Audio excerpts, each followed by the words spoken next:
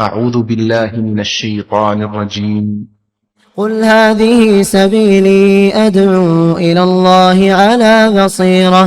على بصيرة أنا ومن اتبعني وسبحان الله وما أنا من المشركين. شهر رمضان الذي أنزل فيه القرآن هدى للناس وبينات من الهدى والفرقان فمن شهد منكم الشهر فليصمه ومن كان مريضا أو على سفر فعدة من أيام أخر يريد الله بكم اليسر ولا يريد بكم العسر ولتكملوا العدة ولتكبروا الله على ما هداكم ولعلكم تشكرون. السلام علیکم ورحمۃ اللہ وبرکاتہ. الحمد للہ رب العالمین والصلاة والسلام على رسوله الامین وعلى آلہ وصحبہ اجمعین. اما بعد. قال اللہ عز وجل یا ایہا الذین آمنوا انما الخمر والمیسر والانصاب والازلام رجس من عمل الشیطان فاجتنبوه لعلکم تفلحون.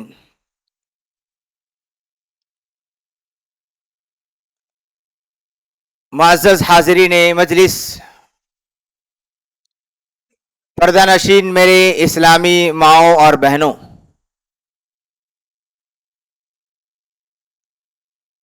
آج ہم آپ کے سامنے ایک ایسے مسئلے پر گفتگو کرنا چاہتے ہیں جس مسئلے سے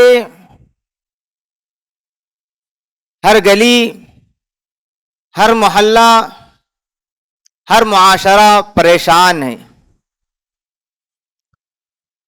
ایک ایسی برائی جو لوگوں میں عام ہوتی چلی گئی ہے، خصوصاً نوجوان طبقہ ایک ایسی برائی، ایک ایسی بیماری کا شکار ہوتا چلا ہے جس کے نقصانات صرف اس کے اپنی ذات پر نہیں بلکہ اس کا نقصان اس کے گھر والوں پر، اس کے خاندان، اس کے محلے اور اس کے معاشرے، سارے لوگوں پر اس کے نقصانات ظاہر ہوتے نظر آ رہے ہیں.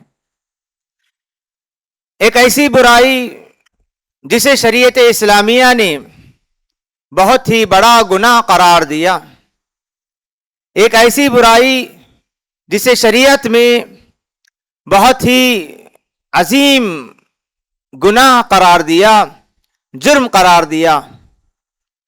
جس معاشرے میں اس برائی سے متاثر لوگ ہوں، اس معاشرے میں صحت مند افراد کی کمی ہوتی ہے، وہاں اخلاق لوٹے جاتے ہیں، وہاں لوگ حادثات کے شکار ہوتے ہیں.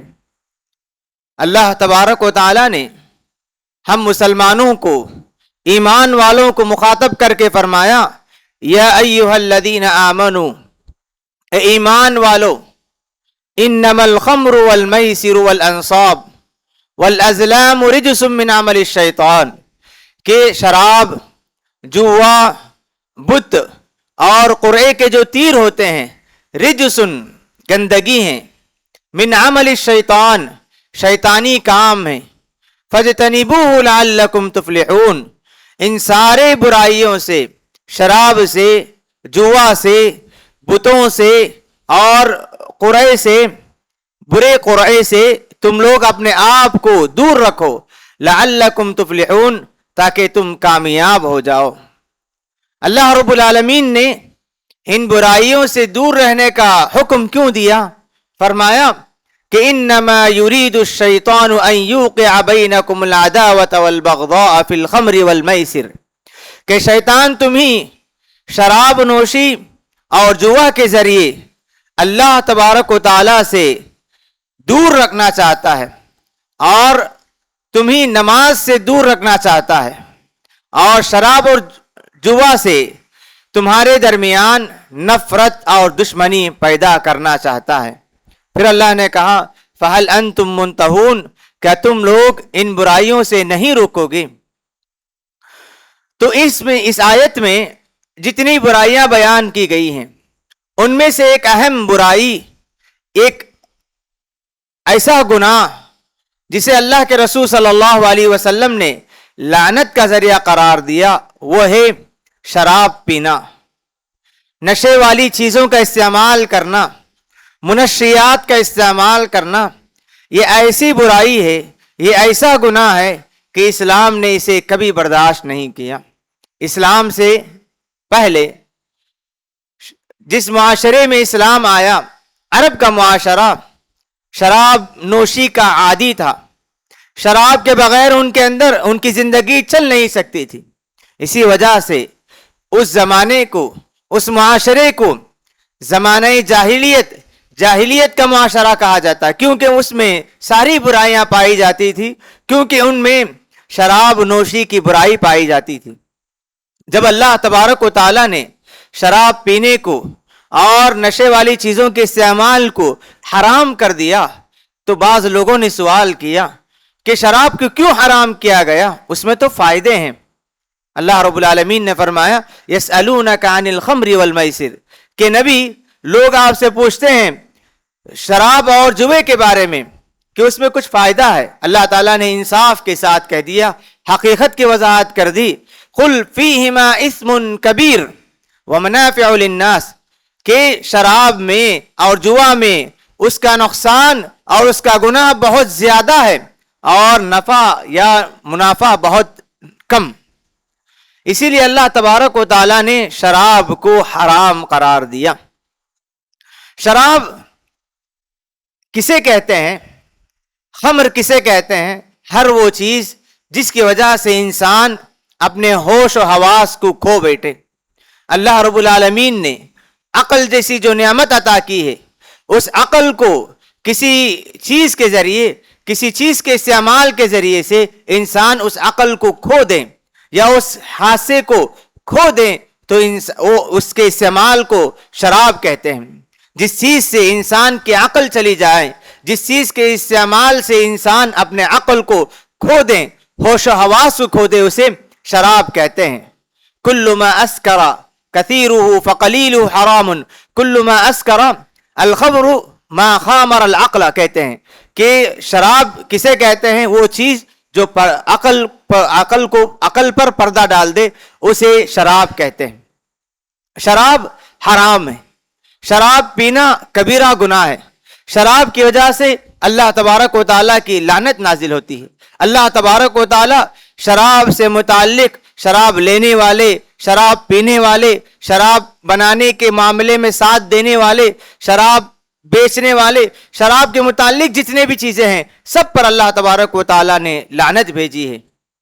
تو یہ ایسی برائی ہے کہ جس کی وجہ سے انسان بہت زیادہ نقصان میں پڑ جاتا ہے۔ اللہ کے رسول صلی اللہ علیہ وسلم نے بہت سارے نقصانات بیان کی، بہت سارے نقصانات بیان کی۔ اخروی اعتبار سے شراب کا نقصان کیا ہے کہ شراب پینے والا جنت میں داخل نہیں ہوگا۔ ایک حدیث میں اللہ کے رسول صلی اللہ علیہ وسلم فرماتے ہیں ثلاثۃ لا يدخلون الجنہ، کہ تین قسم کے لوگ جنت میں داخل نہیں ہوں گے۔ اس میں سے ایک آدمی وہ ہوگا جو مدمن الخمر، جو شراب کا عادی، شراب پینے والا جنت میں داخل نہیں ہوگا۔ اللہ کے رسول صلی اللہ علیہ وسلم نے فرمایا کہ جو آدمی شراب کا عادی ہو، اللہ تبارک و تعالیٰ اسے جنت سے محروم کر دیں گے۔ اور ایک اور حدیث میں اللہ کے رسول فرماتے ہیں جو دنیا میں اس حرام شراب کو پیے، کل روز قیامت اگر وہ جنت میں داخل بھی ہو جائیں تو وہاں کی جو نعمت ہے شراب، جنت کی جو شراب ہے، اللہ رب العالمین اس شراب سے اسے محروم رکھیں گے۔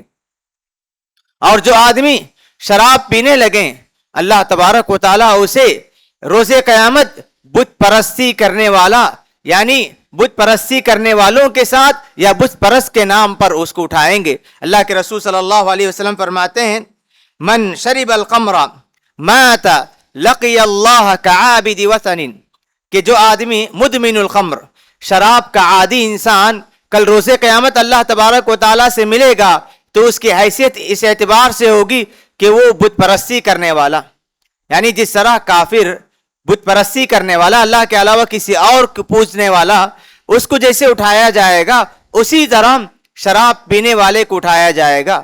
اللہ تبارک و تعالیٰ کے پاس وہ آدمی ملے گا تو اس کی حیثیت بت پرستی کی ہوگی. کتنی بڑی وعید ہے کہ اللہ تبارک و تعالیٰ ایک ایمان والے کو بت پرست آدمی کی طرح اٹھائیں اور اس کی حیثیت اللہ تبارک و تعالیٰ کے پاس بت پرست کی ہو تو بہت ہی بڑی وعید ہے، بہت ہی بڑی سزا ہے. ایک اور حدیث میں اللہ کے رسول صلی اللہ علیہ وسلم فرماتے ہیں ان علی اللہ عہدا لمن یشرب السکر، کہ اللہ کے رسول صلی اللہ علیہ وسلم فرماتے ہیں کہ اللہ تبارک و تعالیٰ کا وعدہ ہے، اللہ تعالیٰ کا عہد یہ ہے کہ جو آدمی نشے والی چیز پی، لمن یشرب المسکر ان یسقیہ من طینۃ الخبال، کہ اللہ تبارک و تعالیٰ ایسے آدمی کو طینۃ الخبال پلائیں گے. صحابہ نے پوچھا وما طینۃ الخبال یا رسول اللہ، کہ اللہ کے رسول یہ طینۃ الخبال کیا ہے؟ اللہ کے رسول نے فرمایا عرق اہل النار، عرق اہل النار، کہ جہنمیوں کا پسینہ. شراب پینے والوں کی سزا یہ ہوگی کہ کل روز قیامت اللہ تبارک و تعالی شراب پینے والوں کو، شراب میں جو شراب کا عادی تھا اسے اللہ تبارک و تعالی جہنمیوں کے پسینوں کو پلائیں گے. بعض روایتوں میں یہ بات بھی آئی کہ جہنمیوں کے زخموں سے جو غلیظ پانی نکلے گا وہ پانی اللہ تبارک و تعالی ایسے آدمی کو پلائیں گے. بڑی سخت وعیدیں آئی ہیں، بڑی سخت سزائیں اللہ تبارک و تعالی نے تیار کر رکھی ہیں. اتنی سخت سزائیں اس لیے کہ کیونکہ یہ ام الخبائث ہے. ام الخبائث یعنی ساری برائیوں کی جڑ، ام المنکرات. اس کی وجہ سے ساری برائیاں آسان ہو جاتی ہیں. اللہ تبارک و تعالیٰ کسی انسان کو عقل سے نوازتے ہیں تو یہ اس کے لیے بہت بڑی دولت ہے، بہت بڑی نعمت ہے، اس کی حفاظت کرنی چاہیے. اللہ تبارک و تعالیٰ نے انسان کو عقل کے ذریعے سرفراز کیا، عقل کے ذریعے اللہ تعالیٰ نے اسے مقام عطا کیا. اور انسان اور جانوروں کے درمیان فرق کرنے والی چیز یہی عقل ہے. ہمارے اور جانوروں کے درمیان فرق کرنے والی چیز یہی عقل ہے. اللہ رب العالمین نے انسان کو عقل سے نوازا. اسی عقل کے ذریعے انسان حلال و حرام میں تمیز کرتا ہے، جائز اور ناجائز میں فرق کرتا ہے، صحیح اور غلط میں فرق کرتا ہے، اور اچھی چیز اور بری چیز میں فرق کرتا ہے. جب اللہ تبارک و تعالیٰ نے اسے عقل عطا کر دی اور وہ استعمال کرتے ہوئے کھانے پینے کے معاملے میں صحیح چیزوں کا استعمال نہ کرے، شراب پینے لگیں جو کہ اس کے عقل کے لیے مفید نہ ہو، اور شراب پینے لگیں یا نشہ لینے لگے جو کہ اس کے صحت کے لیے مضر ہو، صحت کے لیے نقصان دہ ہو، شراب پینے لگے جس کی وجہ سے اس کی صحت متاثر اور اس کے خاندان والوں کے اخلاق، اس کی پریشانیاں سارے خاندان پر نظر آنے لگے، ایسی چیز کا استعمال کرنے والا عقل مند نہیں ہو سکتا. یہی وجہ ہے کہ اللہ تبارک و تعالیٰ نے ایسے لوگوں سے تکلیف کو، عبادت کو اٹھا لیا جسے عقل نہیں ہوتی. اللہ تبارک و تعالیٰ کسی انسان کو عقل سے محروم کر دیتے ہیں تو بہت بڑی محرومی ہے، جسے لوگ مجنون کہتے ہیں، دیوانہ کہتے ہیں. کہ ایک آدمی جسے اللہ نے عقل سے نوازا ہے اور شراب نوشی کی وجہ سے، نشہ والی چیزوں کے استعمال کی وجہ سے آدمی اپنے آپ کو دیوانوں میں شامل کر لے، کیا اسے عقل مند کہہ سکتے ہیں؟ کہ جس کا لوگ مذاق اڑاتے ہیں، گلیوں میں اسے دیکھ کر ہنستے ہیں. آدمی شراب نوشی کی وجہ سے یا نشہ والی چیزوں کی وجہ سے اپنا عقل کو کھو دے، ہوش و حواس کو کھو دے اور اپنا شمار ان مجنونوں کے ساتھ کر لیں تو ایسے آدمی کو کوئی عقل مند نہیں کہے گا. اسی لیے اللہ تبارک و تعالیٰ نے ہمیں حکم دیا کہ اس طرح کی چیزیں جس سے یہ نعمت ختم ہو جائیں اس سے دور رہنے کا حکم دیا گیا. شریعت اسلامیہ میں جتنے احکام دیے گئے ہیں ان میں سے 5 چیزیں ایسی ہیں بنیادی مقاصد جسے کہتے ہیں، 5 چیزوں کی حفاظت کا ہر حکم میں اس کا لحاظ رکھا گیا. اس میں سے ایک اہم عقل کی حفاظت ہے. ہر وہ چیز جو ہمارے عقل کو متاثر کر دے اللہ تبارک و تعالیٰ نے حرام کر دیا. شراب عقل کو متاثر کرتی ہے، جو شراب عقل کو متاثر کرتی ہے، نشے کی چیزیں عقل کو متاثر کرتی ہیں، اور ہر وہ چیز جو ہمارے ہوش و حواس کو لے چلے جائیں وہ چیز حرام ہے. جو چیز ہمارے نشہ لے آئیں وہ چیز حرام ہے. اور اگر کوئی چیز ایسی ہے جس کے زیادہ استعمال کی وجہ سے نشہ آنے لگے، اللہ کے رسول صلی اللہ علیہ وسلم نے سد باب کے طور پر کہ زیادہ استعمال کی وجہ سے نشہ آنے لگے تو اس کا کم استعمال کو بھی منع کر دیا تاکہ راستہ ہی نہ کھلے اس کے.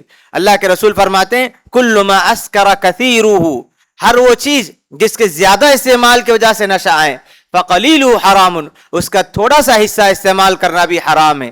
کیونکہ ایک آدمی تھوڑی مقدار پیے گا اور ہو سکتا ہے کہ اس کی خواہش غالب آ جائیں اور آدمی شراب زیادہ پینے لگیں اور نتیجے میں نشہ اس کو آ جائے. ہر وہ چیز جس کے زیادہ استعمال سے نشہ آ جائے، ہوش و حواس کھو بیٹھے، اس کا قلیل مقدار، اس کی قلیل مقدار بھی، کم مقدار بھی اللہ کے رسول صلی اللہ علیہ وسلم نے حرام قرار دیا. اتنی وعیدیں، اتنی سزائیں، اتنی سخت باتیں کیوں کہی گئی؟ کیونکہ یہ ام الخبائث ہے. ام الخبائث کا مطلب کہ یہ جب آدمی شراب پی جاتا ہے، عقل و حواس کھو بیٹھتا ہے، تو اس کے سامنے ساری برائیاں آسان ہو جاتی ہیں. برائیوں کی جو قباحت ہے انسان بھول جاتا ہے. انسان کو اللہ نے جو نعمت، عقل کی نعمت سے نوازا ہے، انسان اس کو کھو کر انسان اپنے آپ کو جانوروں سے، دیوانوں سے ملا لیتا ہے. اسی لیے بعض احادیث میں اس برائی کو، شراب پینے کو سب سے بڑا گناہ قرار دیا. شرک کے بعد سب سے بڑا گناہ اس برائی کو قرار دیا گیا. امام البانی رحمہ اللہ نے سلسلہ صحیحہ میں ایک واقعہ بیان کیا ہے کہ اللہ کے رسول صلی اللہ علیہ وسلم کے انتقال کے بعد صحابہ اکرام، ابو بکر صدیق رضی اللہ عنہ، حضرت عمر رضی اللہ عنہ اور بہت سارے صحابہ اکرام بیٹھ کر بات چیت کر رہے تھے. تو ان کے درمیان ایک بات یہ آئی کہ سب سے بڑا گناہ کیا ہے؟ سب سے بڑا گناہ کیا ہے؟ تو کوئی بھی جو ہے کسی بات پر متفق نہیں ہوئے. تو ایک آدمی کو عبداللہ ابن عمر ابن العاص رضی اللہ عنہ کے پاس بھیجا کہ تم جاؤ کہ عبداللہ سے پوچھ کر آؤ کہ سب سے بڑا گناہ کیا ہے. کہ وہ آدمی جا کر عبداللہ ابن عمر ابن العاص رضی اللہ عنہ سے سوال کرتے ہیں کہ سب سے بڑا گناہ کیا ہے. تو عبداللہ ابن عمر ابن العاص کہتے ہیں کہ سب سے بڑا گناہ، شرک کے بعد سب سے بڑا گناہ شراب پینا ہے. راوی کہتے ہیں کہ میں اللہ کے رسول، وہ صحابی کی بات لے کر ابو بکر اور عمر رضی اللہ عنہ کے پاس پہنچا تو کوئی متفق نہیں ہوئے کہ شراب پینا سب سے بڑا گناہ کیسے ہو سکتا ہے. پھر سارے لوگ مل کر عبداللہ ابن عمر ابن العاص رضی اللہ عنہ کے پاس پہنچتے ہیں اور ان سے پوچھتے ہیں کہ تم کیسے کہتے ہو کہ شراب پینا سب سے بڑا گناہ ہے؟ تو وہ کہتے ہیں کہ اللہ کے رسول صلی اللہ علیہ وسلم نے مجھے یہ بات بتائی کہ اسلام کے آنے سے پہلے بنو اسرائیل میں ایک بادشاہ تھا. بنو اسرائیل میں ایک بادشاہ تھا. اس نے ایک آدمی کو پکڑا اور اس کے سامنے 3 اختیارات، 3 آپشن رکھے. کہا کہ تمہارے سامنے یہ عورت ہے، اس کے ساتھ بدکاری کرو، اس کے ساتھ منہ کالا کرو. اس کے سامنے ایک اور بچے کو رکھا، کہا کہ اس بچے کو تم قتل کر دو. یا تیسرا آپشن یہ تھا کہ شراب پیو. ان 3 گناہ میں سے کوئی ایک گناہ کرنا ہے ورنہ تمہیں قتل کر دیا جائے گا. 3 آپشن اس کے سامنے رکھے گئے. کہا کہ پہلا اختیار یہ کہ تم عورت کے ساتھ بدکاری کرو، منہ کالا کرو. دوسرا آپشن یہ تھا کہ تم بچے کو ناحق قتل کرو. تیسرا آپشن یہ تھا کہ تم زنا یعنی شراب پیو. تو وہ آدمی دیکھا کہ میں زنا کیوں کروں؟ زنا اس کے سامنے بہت بڑا گناہ تھا، اس نے اس کو چھوڑ دیا. پھر اس کے بعد بچے کو ناحق قتل کرنے کو بھی وہ بہت بڑا گناہ سمجھا. اور اس کے سامنے ان تینوں میں شراب پینا کم معلوم ہوا تو اس نے شراب پی لیا. کہتے ہیں کہ شراب پینے کے بعد عقل و ہوش کھو دیا. ہوش کھونے کی وجہ سے اس نے نشے میں بچے کو بھی قتل کیا اور عورت کے ساتھ اس نے منہ کالا کیا اور بدکاری بھی کیا. تو اس حدیث سے بات معلوم ہوئی کہ شراب پینے کی وجہ سے ساری برائیاں آسان ہو جاتی ہیں. ساری برائیاں آسان ہو جاتی ہیں. ساری برائیوں کو وہ معمولی سمجھ کر کرنے لگتا ہے. اسی لیے احادیث میں اللہ کے رسول صلی اللہ علیہ وسلم نے اسے ام الخبائث قرار دیا، ام المنکرات، ساری برائیوں کی جڑ۔ یہ فتنوں کا فتنہ ہے، مصیبتوں کا مصیبت ہے، آفتوں کی آفت ہے۔ یہ جو آدمی اس برائی کا عادی ہو جائیں، اس شراب نوشی کا عادی ہو جائیں، تو اس کے گھر والے پریشان۔ جس گھر کے افراد میں سے کسی میں یہ برائی داخل ہو جائیں تو اس کے گھر والے پریشان، اس کے خاندان والے پریشان، اس کے معاشرے والے پریشان ہو جاتے ہیں۔ اس ایک آدمی کی اس بری عادت کی وجہ سے سارا معاشرہ پریشان ہوتا ہے، اس کی ناجائز حرکتوں کی وجہ سے، اس کا نازیبا حرکتوں کی وجہ سے سارے لوگ پریشان ہوتے ہیں۔ اور اتنی بات نہیں، شراب کی وجہ سے اس کی صحت متاثر ہوتی ہے، انسان اپنی صحت کو کھو بیٹھتا ہے۔ شراب نوشی کی وجہ سے انسان کے اخلاق متاثر ہوتے ہیں، شراب پینے کی وجہ سے انسان کی زبان سے ایسی گالیاں، ایسے جملے نکلنے لگتے ہیں کہ کوئی بھی ہوش والا انسان کہنا پسند نہیں کرے گا۔ شراب کی وجہ سے انسان ایسے حرکتیں کرنے لگتا ہے کہ آدمی کبھی شراب پی کر گلیوں میں پڑا رہتا ہے، کبھی شراب پی کر اس کے اطراف و اکناف گندے مکھی اس طرح گندگیوں میں پڑا رہتا ہے کہ ایک عام جانور بھی اس طرح کرنے کو پسند نہیں کرتا۔ کہ انسان جسے اللہ تبارک و تعالیٰ نے عزت عطا کی، اشرف المخلوقات قرار دیا، اللہ تبارک و تعالیٰ نے اسے مقام عطا کیا عقل کی وجہ سے۔ جب انسان اس عقل کو شراب پی کر اس نعمت کو کھو دیتا ہے تو اللہ کی بہت بڑی نعمت کو اس نے کھو دیا۔ شراب کے معاملے میں آج دنیا بہت پریشان ہے، حکومتیں پریشان، اور شراب پینے کے معاملے میں جب کبھی کوئی اس کا عادی ہو جاتا ہے، شراب کی کوئی بھی شکل ہو، شراب اس زمانے میں شراب کے نشے کی چیز شراب تھی، اس وجہ سے اللہ کے رسول نے شراب کو حرام قرار دیا۔ ہر وہ چیز جو نشہ لے کر آئے وہ سب حرام ہے، چاہے وہ ڈرگس کی شکل میں ہو یا دانے کے استعمال کی شکل میں ہو، افیون کی شکل میں ہو، کوئی بھی چیز جو ہمارے عقل و حواس کو کھو دے یا لے چلے جائے وہ اس حکم میں داخل ہے۔ لیکن جب کوئی بھی انسان، کوئی مرد یا عورت اس کے شکار ہو جاتے ہیں تو اس چیز کو پانے کے لیے وہ عزت و ناموس کو بیچنے کے لیے، دولت کو قربان کرنے کے لیے تیار ہو جاتے ہیں۔ کتنی عجیب بات ہے کہ آج کے زمانے میں جو آدمی اس کا شکار ہو جاتا ہے، اس چیز کو پانے کے لیے اسکولوں کا استعمال کیا جاتا ہے، اور جو ڈرگس مافیا کے جو لوگ ہوتے ہیں، اس کو جو بیچنے والے ہوتے ہیں، اسکولوں کو ٹارگٹ کرتے ہیں، نوجوان بچوں کو ٹارگٹ کر کے اس کے عادی بناتے ہیں، نوجوان بچے اور بچیوں کو اس چیز کے عادی بنا کر ان کے اخلاق، ان کے صحت اور ان کے تعلقات کو بگاڑنے کی کوشش کرتے ہیں۔ اور اس سے افسوس کی بات کیا ہو سکتی ہے کہ جب یہ عادی ہو جاتے ہیں تو یہ دوست مل کر ایسی جگہوں میں یہ ڈرگس یا نشے کی چیزیں لینے کی کوشش کرتے ہیں۔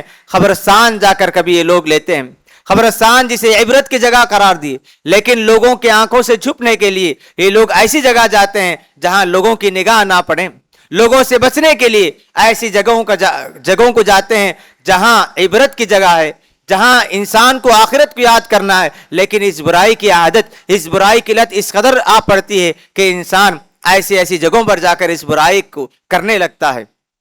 تو اسی لیے شراب کی نشہ والی چیزیں اور منشیات کی خطرناکی کو سمجھے۔ ہر آدمی جو اس کے ماتحت پلنے والے لڑکے لڑکیاں، بچے بچیاں، رشتہ دار، ان کی دیکھ بھال اور ان کے تعلق سے، ان کی تربیت کے تعلق سے فکر مند ہونا چاہیے، کیونکہ ہم اپنے بچوں کو اسکول بھیج دیتے ہیں، کالج بھیج دیتے ہیں یا دوستوں کے ساتھ انہیں فری چھوڑ دیتے ہیں، لیکن نقصان یہ ہوتا ہے کہ بری صحبتوں کی وجہ سے، اسکولوں میں ان کی اچھی دیکھ بھال اور ان کی فکر نہ ہونے کی وجہ سے لوگ، بچے اس طرح کے ڈرگس یا نشے والی چیزیں یا منشیات کے عادی بن کر گھر لوٹتے ہیں۔ جب اس کے عادی ہو جاتے ہیں، جب اس کی لت پڑ جاتی ہے تو اس سے انہیں چھڑانا بہت مشکل ہو جایا کرتا ہے۔ تو اسی لیے جب کبھی بچوں کو دیر سے آتے ہوئے دیکھیں یا بچوں کے اخلاق میں کوئی تبدیلی نظر آئے یا ان کے رویے میں کوئی تبدیلی نظر آئے تو شروع ہی میں اس بات سے روکنے کی کوشش کرنی چاہیے، ورنہ اگر ہم شروع میں اس معاملے کو آسان لے کر اس میں کوتاہی یا لاپرواہی کریں گے تو جب اس کی عادت پڑ جائے گی یا اس کی لت جب پڑ جائے گی اس سے چھڑانا بہت مشکل ہو جائے گا۔ اور افسوس کی بات یہاں کہ بعض لوگ دوستوں کے ساتھ فری چھوڑنے کے نام پر انہیں بالکل آزادی دے دیتے ہیں، اللہ تبارک و تعالیٰ نے جو بچے ہمارے ہاتھ حوالے کیے ہیں یہ نعمت ہیں، یہ امانت ہیں، ان کی اچھی تربیت کرنا ہم پر ضروری ہے۔ اگر ہم نے ہمارے مالی فراوانی کی وجہ سے ہم نے بچوں کی تربیت کے معاملے میں فکر مندی نہیں کی اور جو کچھ وہ خواہشات کرتے گئے، جتنی مال یا جتنے پیسے کی وہ ضرورت مانگ کرتے ہیں سب دیتے جائیں گے اور ان کے اخلاق بگڑ جائیں، غلط عادتوں کے وہ شکار ہو جائیں، اس طرح منشیات کی لت انہیں پڑ جائیں، تو اس کے سب سے پہلے ذمہ دار گھر والے ہوں گے جس نے ان کی نگرانی یا ان کی فکر صحیح طور پر نہیں کی۔ آج ماں باپ جب کبھی بچے اس طرح کی مانگ کرتے ہیں تو پیسے دے دیتے ہیں، لیکن پیسے کا استعمال کہاں کیا جا رہا ہے، کیسے کیا جا رہا ہے؟ بچہ گھر سے نکلتا ہے تو اس کے تعلقات کیسے لوگوں سے، اس کی صحبت کیسے لوگوں سے، اس کو نہیں دیکھتے ہیں، آزادی کے نام پر یا فری چھوڑنے کے نام پر چھوڑ دیتے ہیں۔ یہ سب نہیں ہونی چاہیے، کیونکہ معاشرے میں بگاڑ لانے والوں کی تعداد بہت زیادہ ہو گئی۔ لوگ فساد لانے کے لیے اور کچھ مال کمانے کے لیے لوگوں کے اخلاق اور صحت کو بگاڑنے کی کوششیں کر رہے ہیں۔ اللہ تبارک و تعالیٰ نے ہمیں عقل جیسی نعمت سے نوازا ہے، تو ہمیں اپنے عقل کی بھی حفاظت کرنی ہے، اپنے ماتحت بچوں کی حفاظت کی، عقل کی بھی حفاظت کی فکر کرنی چاہیے۔ اللہ تبارک و تعالیٰ نے اسلام جیسی نعمت سے نوازا ہے۔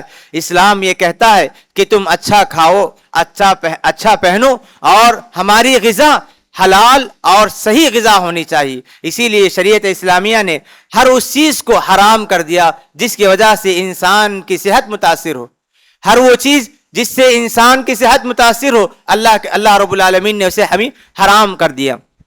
نجس چیزیں، مردار چیزیں، جو گندگی ہے وہ کھانا حرام ہے، اور اسی طرح کوئی چیز گندگی تو نہ ہو، اچھی ہو، لیکن اس کی وجہ سے ہماری صحت متاثر ہو یا ہمارے عقل متاثر ہو، وہ دونوں چیزیں حرام ہو جاتی ہیں۔ اسی لیے کھانے کو پاک کیجئے، حلال روزی اختیار کیجئے، اپنے بچوں کی حفاظت کیجئے، ان کی تربیت کی فکر کیجئے، بچوں کی صحبتوں پر نظر رکھیں، بچوں کے تعلقات پر نظر رکھیں۔ اللہ رب العالمین سے دعا ہے کہ پروردگار مجھے اور آپ کو اس طرح کی برائیوں سے دور رہنے کی توفیق عطا فرمائے، مجھے اور آپ کو صحیح غذا لینے اور حرام غذا سے دور رہنے کی توفیق عطا فرمائے۔ اللہم آمین، وصلی اللہ علی نبینا محمد وعلی آلہ وصحبہ اجمعین۔